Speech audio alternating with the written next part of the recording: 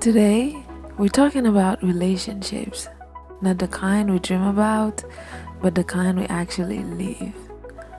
Most of us enter relationships looking for love, safety, completion, hoping another person will finally make us feel whole. And for a while, it works. There's intensity, passion, that feeling of being seen. But then something shifts.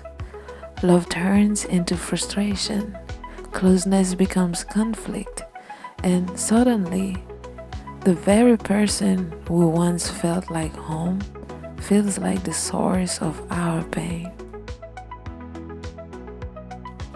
In chapter 7 of Practicing the Power of Now, Eckhart Tolle invites us to look honestly at this pattern and to see relationships not as failures, but as spiritual teachers.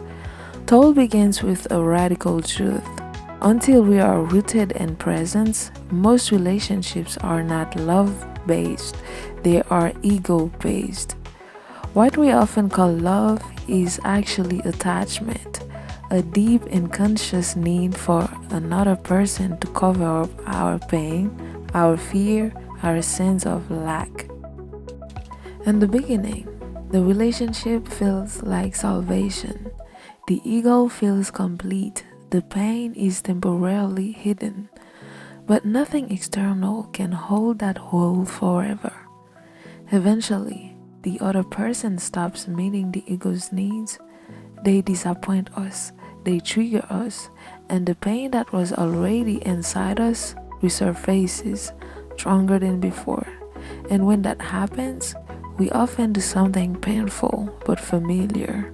We blame, we attack, we withdraw, we become cold, defensive, or emotionally violent.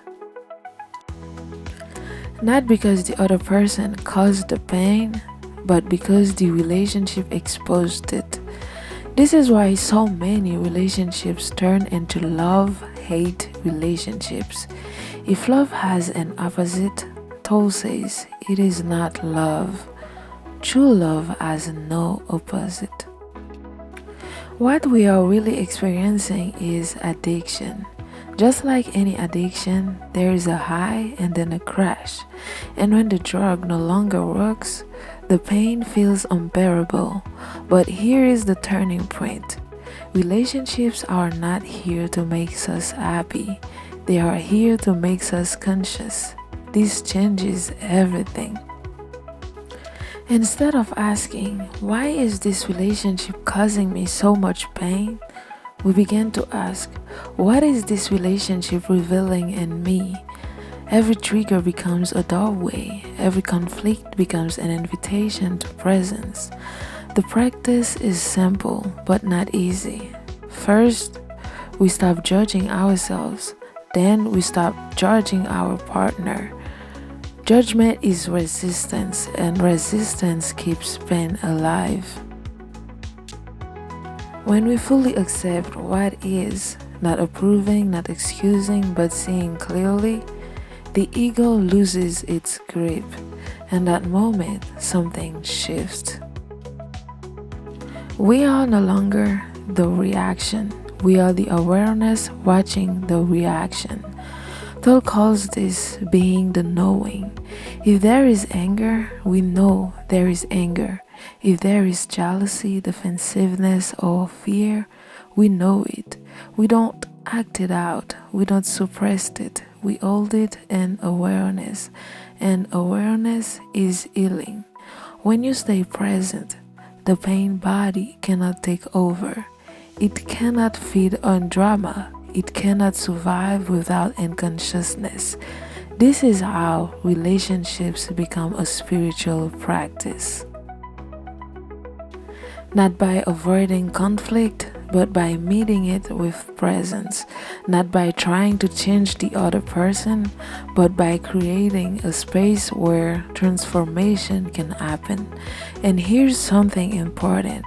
You do not need your partner to be conscious for this to work. Consciousness only needs one doorway into the world. That doorway is you when you stop reacting, when you stop feeding the ego, when you become still. Either the relationship deepens into something real or it ends with love, and both are acts of grace. Toll ends this chapter with one of the most liberating truths. Love is not something you get from another person, it is something you are. It lives underneath thought, underneath pain, underneath the need to be completed. When you are at ease with yourself and the present moment, you no longer need a relationship to save you. And then, paradoxically, real love becomes possible. Because love no longer comes from lack, it comes from wholeness. So, if your relationships feel challenging, if they bring up fear, anger, or old wounds, don't see that as a failure. See it as consciousness knocking. Every moment of awareness is a step out of unconscious patterns. Every moment of presence is an act of love. And when you no longer have a relationship with your ego, all your relationships become love relationships. Thank you for being here, and thank you for staying with me, for listening episode after episode, for walking this path of awareness together. We're almost at the end of this book now, just 2 chapters left, 2 more invitations to go deeper, not into ideas but into presence. As we continue one moment at a time, let this space remain a place to pause, to feel, to remember who you are beneath the noise. Stay present, and I'll see you in the now. Bye.